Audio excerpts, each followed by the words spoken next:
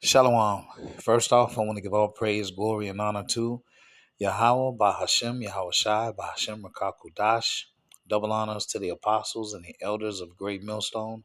Salutations to the hopeful elect that are scattered throughout the four corners of the earth. And to all my brothers out here preaching this truth to you, I say Shalom. This is a Montazar from the Chicago camp coming back at you again with another lesson entitled Dwight Howard Finessed in 2025 may potentially lose half of his $140 million net worth because he got Esau married. Okay? Now, if you don't know what Esau married means, it means that when you get married, all right, with a state marriage license, okay? You get married with a state marriage license, you're allowing the state to become part of your union and control how your dissolution ends and how your assets are divided. That's what you do when you get a marriage license. All right. So in this day and age, no man, especially a man of the Lord, you shouldn't be getting Esau married today. All right. I was Esau married prior to the truth. Knowing what I know today, I would have never got Esau married. Listen, if a woman feels that she has to have a state marriage license or she won't be with you, let her go. Let her go. All right? Let her go. Because basically what she's doing is she's trying to ensure that she can get something up out of you. All right? That's the bottom line. You got to understand that. And so that means that she's coming in thinking about how she's leaving out. So this system allows Esau Edom to extort your money, right? It allows you to extort your money, all right, through the legal system under the threat of duress. Okay? That's how it works.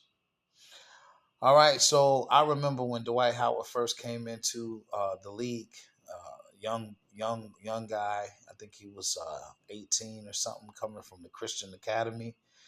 At that time, he was a devout so-called Christian. All right. So I don't need to tell you what he's been into the last couple of years. All right. And what and who he has dated. I don't need to tell you about his sexuality. Right. You can look that up. All right. But let's take a look. It says Dwight Howard's wife has reportedly filed for divorce just 6 months. Okay. Now, the average probationary period, okay, is 4 or 5 months, okay, and that's just working for a Fortune 500 company. All right, you that's 4 or 5 months just for a job.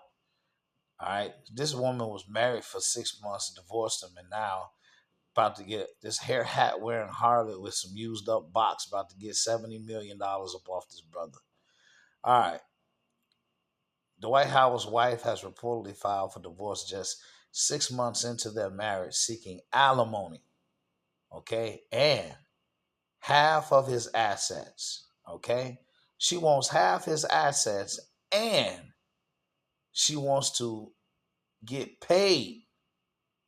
She wants him to continue to foot the bill for her for the rest of her life. That sounds like more than half. If you're getting half and he's got to pay, that means that you're getting more than what he has. Former NBA star Dwight Howard and reality TV personality Amy Luciani are headed for divorce after just 6 months of marriage, according to court records filed on July 1st. Luciani, whose real name is Amber Howard, requested a divorce from Howard, stating that the marriage is irretrievably broken and there are no prospects for reconciliation. The couple got married on January 11, 2025, just one day after the filing, a mutual restraining order was issued, adding to the shock surrounding their split, people said. Yeah, you would need a restraining order for me. All right, so out of all these years, right? All these years and all these high profile divorces, and you still get married, that leads me to believe that these entertainment people, these sports and entertainment people, they have to sign a contract, all right, that forces them to become married.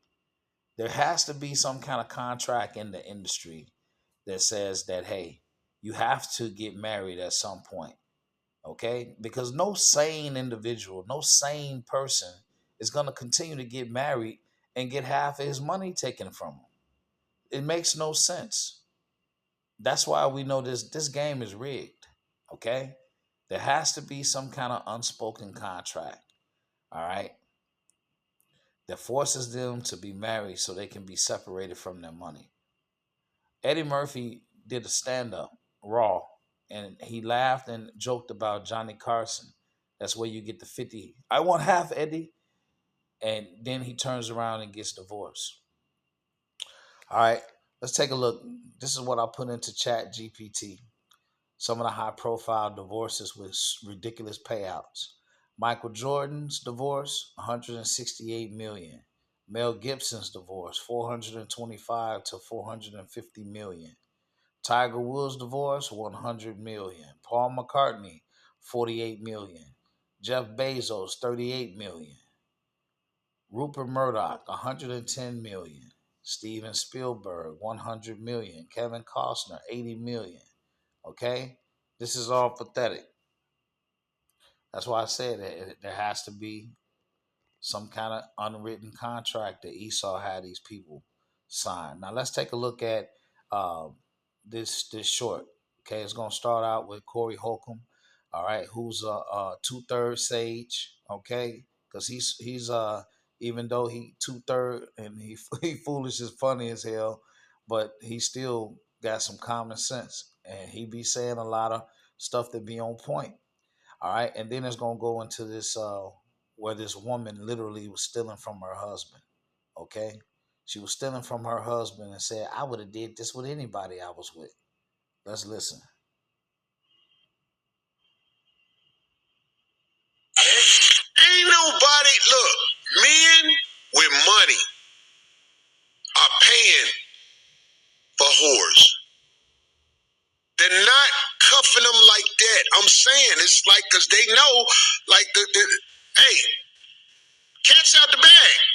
Bitch is gonna bring you down. And cuffing means married. Okay, just so you know. Ain't nobody, look, men with money are paying for whores.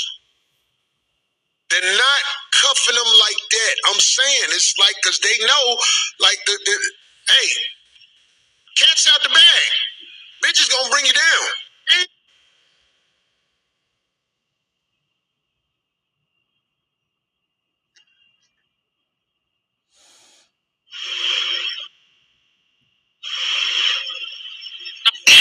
My husband went through our finances to see where we could cut back. He was confused when he saw I had regular reoccurring withdrawals leading back years and asked me about it. I broke down and revealed my money to him, which now sits at $47,000. After I told him all of this, he just broke down sobbing. His point of view is I treated him like a predator and hid money from him for years, even when he was at his lowest. I told him that the money was a precaution I would have taken with any partner and not specific to him. He left the house to stay with his brother and said I hurt him on every possible level. But my mom says this is exactly what the money is for, and I should bail now. Am I the asshole? You hear that?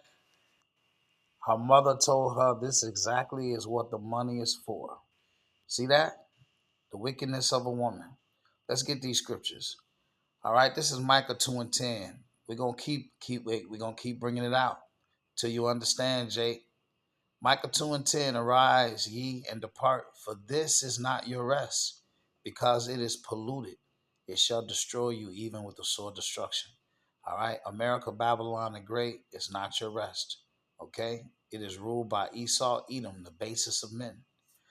All right, Sirach 25:13. Give me any plague but the plague of the heart, and any wickedness but the wickedness of a woman. Ecclesiastes 7:25. I applied my heart to know and to search and to seek out wisdom and the reasoning or the reason of things, and to know the wickedness of folly, even of foolishness and madness. And I find more bitter than death the woman whose heart is snares and nets, and her hands as bands. Whoso pleaseth the Most High shall escape from her, but the sinner shall be taken by her. Behold, this have I found, said the preacher, counting one by one to find out the account, which yet my soul seeketh, but I find not. One man among 1,000 have I found, but a woman among all those have I not found. Lo, this only have I found, that the Most High have made man upright, but they have sought out many inventions. So Solomon, okay, said that out of 1,000 men, one man would be righteous, but out of 1,000 women, he finds no righteous women. Ecclesiasticus or Sirach 9:2 says, give not thy soul unto a woman to set her foot upon thy substance. And we just watched in that short, that woman was siphoning off her husband's money. And she said, she called it my money. Okay. And see, women are allowed to do this type of thing in Esau's kingdom. So you got to understand that. This is First Esdras 4:26. It says, yea, many there be that have run out of their wits for women and become servants for their sakes. Many also have perished and have erred and sinned for women. Okay? All right. And in closing, Ecclesiasticus 33:19. All right. See, this is the cap right here. Give not thy son and wife, thy brother and friend, power over thee while thou livest, and give not thy goods to another, lest it repent thee, and thou entreat for the same again. As long as thou livest and hast breath in thee, give not thyself over to any. For better it is that thy children should seek to thee, than that thou shouldst stand to their courtesy. And in all thy works, keep to thyself the preeminence, and leave not a stain in thine honor. At the time when thou shalt end thy days and finish thy life, distribute thine inheritance. Okay? So your wealth is supposed to be distributed when you die. Okay? Not being siphoned off while you're living, not being extorted from you through alimony in the court system while you're living. Okay? This is exactly why Esau is going to be destroyed. Okay?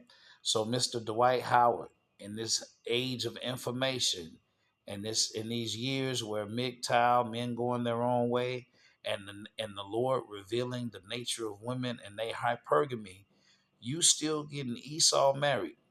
In 2025, you still getting finessed out of 150 million, $140 million net worth.